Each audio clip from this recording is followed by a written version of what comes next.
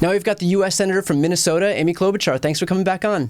Well, thanks, Brian. It's wonderful to be on. So a lot to get to on the legislation front. But first, what's your response to the general dysfunction that we're seeing from Republicans? They've spent days, as of this recording right now, we're at Thursday right now, and they've still yet to nominate their speaker. So can I get a general response to what we've seen in the House, which is this more than once in a century inability to elect a speaker of their own party? I think a lot of people around the country, including people in my own state that I've seen in the middle of a snowstorm, people are somehow making it through and going to work. And they're like, what is going on out there?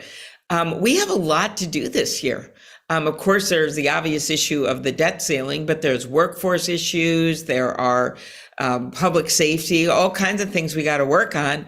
And there they are in front of not just our country, but the world, unable to put in place their leader. And I think that they better get their act together soon, because just as we watch governments having issues in other countries, and it affects how people feel about the United States, and it affects how people feel within the United States, with Donald Trump still looming out there, they've got to get their act together and come together, because I literally can't believe this, but I am just keeping on doing what we're doing out here in Minnesota and waiting for the white smoke to come up from Yeah. House of Representatives. Do you think that there's some lesson here in not emboldening far-right extremists who traffic solely in hostage taking? Do you think that anything like that is going to stick as far as Republicans are concerned? Well, it certainly hasn't affected them. Even Donald Trump endorsing McCarthy doesn't seem to affect them. But I do think it's so scary when you think about the fact that we have crises that happen in our country, whether it's a flood, whether it's a financial crisis, whether it is a moment that we must come together, like funding for NATO and our efforts with Ukraine. There are moments where we have big time come together across the aisle. And what scares me about this group, and that they've been emboldened by Trump and his forces and allowed to keep pushing on the Republican Party, is that they don't seem to have a respect for those big moments where you put differences aside.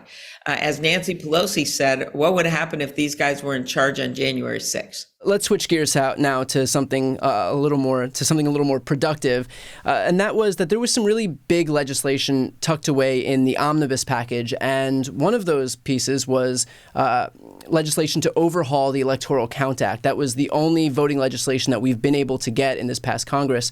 Can you give a rundown of what this overhaul to the ECA does? This was so important to get done, Brian. Of course, we tried very, very many times to pass more broad voting rights legislation, and I'm going to continue that fight with the Freedom to Vote Act. But at the very least, we need to get this done. We couldn't risk having another insurrection or another trigger point where a mob could feel like they could stop the will of the people. And that's exactly what happened on January 6th. So what this bill does is, number one, makes clear the role of the vice president is ceremonial. That, in fact, electoral counting is just that. They're counting the votes in the state. And you remember the hang Mike Pence moment. We cannot have a repeat of that. Secondly, makes clear that you have to have 20% of the members of Congress in each chamber in order to allow for a vote on an objection. That one rogue senator, as Josh Hawley or Ted Cruz did, and one rogue representative can't just slow down everything. They could technically slow down the votes on all 50 states, even where their candidate had won. They could make it go for hours and hours and hours. So that's clear. Third, you can't do these fake slates of electors and that are put in place afterward. And then finally, there has to be a straightforward appeals process. And is there any appetite for any more voting rights legislation moving forward, even with Republican majority in the House or your Republican colleagues in the Senate? Well, I think it's going to be tough. We know there was some Republican support with Lisa Murkowski to the John Lewis voting rights reauthorization and reform, but there was not a lot of depth in terms of other senators that would support it. In the past, even when George Bush was president, this was fully bipartisan, unanimous votes on these bills. And yet This has now become a weapon, which I think is unbelievable when our democracy depends on people being able to easily vote. And remember, this is, yes, about voter suppression, but it's also about efforts to make it more difficult to vote. Why would you do that if you are in a free democracy? Why would you have requirements in place, like was put in place in Georgia, where they tried to deny Saturday voting? Why would you do that if you want to make it easier to vote? So I'm still hopeful that at some point national standards will pass. I think it'll be really hard with this Republican House. And now, finally, what would a conversation with Amy Klobuchar be without talking about antitrust? So one of the major issues this year has been Ticketmaster's monopoly over ticket sales. That obviously came to the forefront with the whole Taylor Swift situation.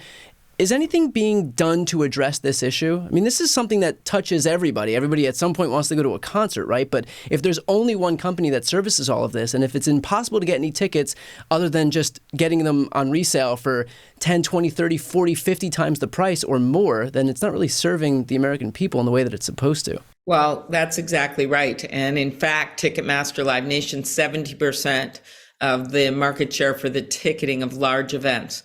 That's a monopoly under any definition. What happened was that when these two companies merged, there was a consent decree that put limits in place. So there is a tool that the Justice Department or the FTC can use in really policing their conduct. But what you saw with the Taylor Swift concert was not a singular issue. When you have one company dominating everything, there is not as much of an incentive to reduce prices, certainly not. They have all these hidden fees. There's not as much as incentive to innovate or to get things right. And so that's why we're going to be holding a hearing on this within the next month or so. That'll be very important to be able to gather the information as this ongoing investigation is already occurring over at the Justice Department. The other thing that could be helpful, and I'm working on this as well, is legislation to make ticket prices more transparent. Just as we have passed bills with airlines and the like, you've got to really allow consumers to know what's going on, because the prices for so many of these concerts, the markups are just unbelievably big, and that just shouldn't be happening. We saw during the pandemic, America united around music and performances with the Save Our Stages bill that I led with Senator Cohen, biggest investment in the history of America in the arts to allow performances to go forward. There was an interesting thing that happened in the pandemic. People missed going to concerts and plays, and they miss seeing each other and that communal moment of where everyone is watching the same artist, whether it be country, Western, or Pitbull, or Taylor Swift. And so what we're excited about in taking on this issue is just this newfound love of, or re-love, maybe we should say, rejuvenated interest in the arts. Now, what happens in terms of whether we find out that the consent decree that Live Nation and Ticketmaster were under wasn't followed? Like, what are the consequences to not following the rules set forth by that decree? Well, there are damages in place that under that consent decree that the Justice Department can basically assess fines, major fines. So you've got that going. Then you have got new conduct that maybe rises to the level of saying this is discriminatory. You have the potential of looking at the approval of that merger, which I voiced concerns about way back. That's what happened with AT&T, and it took a lot of years, so it's not easy, but where they unwound what had been already allowed and approved for, because it was both a horizontal and a vertical monopoly. And by the way, this is what's going on right now with Ticketmaster and Live Nation. They not only have that 70% for large events when it comes to market share on tickets, so they are selling the tickets. They are also promoting with Live Nation. And then, wait a minute, that's not enough. They own a bunch of venues. And of course, these venues then, it is very hard for some of the smaller venues to compete, or even equally sized venues, when you have a monopoly owning them. And in this case, just use the AT&T analogy, horizontal monopoly means like Pepsi and Coca-Cola merging. Vertical monopoly means owning the things under them. So here you've got one company owning a number of venues while the independents are trying to compete, then you have them horizontally having control over so much of the ticketing. And so it's kind of the recipe for when these mergers need to be looked at again. So, I don't know exactly what the department is doing. That's going to be up to them. You don't have electeds interfering in that. But what we can do is give them the information they need to do their jobs and look at passing legislation ourselves. And the last thing I'll say is, if we could pass a broader bill, given these court decisions that have made it very difficult to take on these mergers, to change the burden so that for big mega mergers like Ticketmaster and Live Nation was, to be able to say, you have to show this actually doesn't hurt competition, instead of the government having to show that it does. You have the burden, big companies, when you come forward with these mergers, that way back to Adam Smith and the founding of this country, there was major concern about what Smith once called, of course, the invisible hand philosopher once called the unbridled power of the army of monopolies.